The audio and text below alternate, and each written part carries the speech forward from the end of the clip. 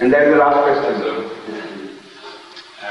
As far as my little knowledge of history and old one also goes, particularly of Islamic history, I don't remember of any war that was fought during the period of Hazrat Muhammad sallallahu alaihi wasallam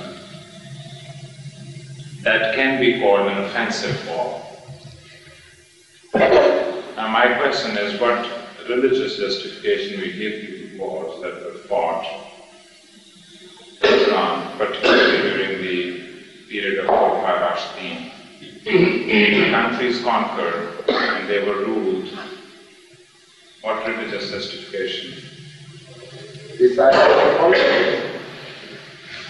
fact is that if you, first of all, believe that there is no war permissible except a religious war, then this question is valid. But if this is not your belief, and wars other than religious are also permissible in certain situations, then this question as such is not valid.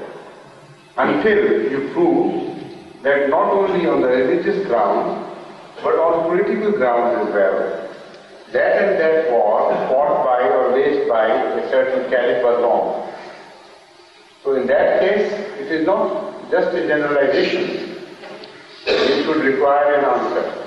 You have to be particular about a certain war and tell me that that war had neither a justification from religious point of view, that is to say it was not a holy war, nor it had a justification from other exigencies of the situation.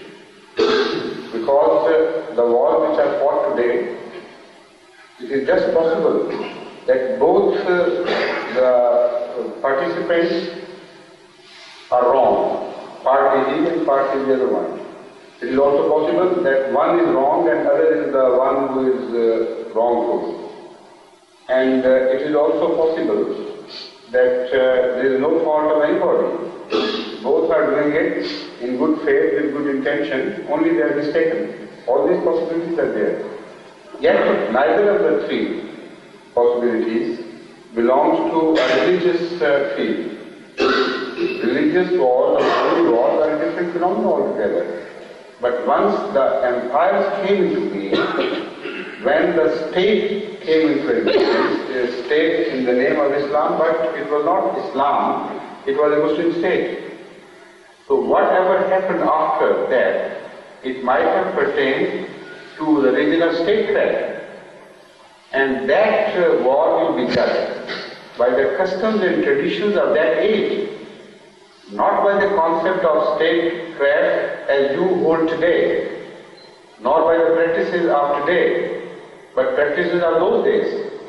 If those practices and traditions and the international relationships warrants a war for reasons other than religious, then there can't be any censure. But even if in that context that war is not warranted, then you can censure that Caliph, all right. You have the right and everybody will be right. Why should you go on defending anybody while the Holy Quran does not in any way try to defend the cause of that person? So that is what I want to tell you. It always go in, instead of generalities, go to the particular situations. Ask the person who thinks a war was a wrong war, it had no justification. Tell him that, okay, first of all, tell me justification from what point of view? How can you call it a holy war? It was not a holy war. According to the Holy Quran, the verse mentioned in Surah Hajj, the conditions of holy war do not apply. But is there no war apart from holy wars? Most of the wars are not holy wars. They are wars of compulsion, of human situation. So why can't caliphs fight wars under that head for those compulsions, which are just secular compulsions? Because they were not just holding a religious office, but they were holding the office of a state, the custodians of a state. Now that is all for the time being.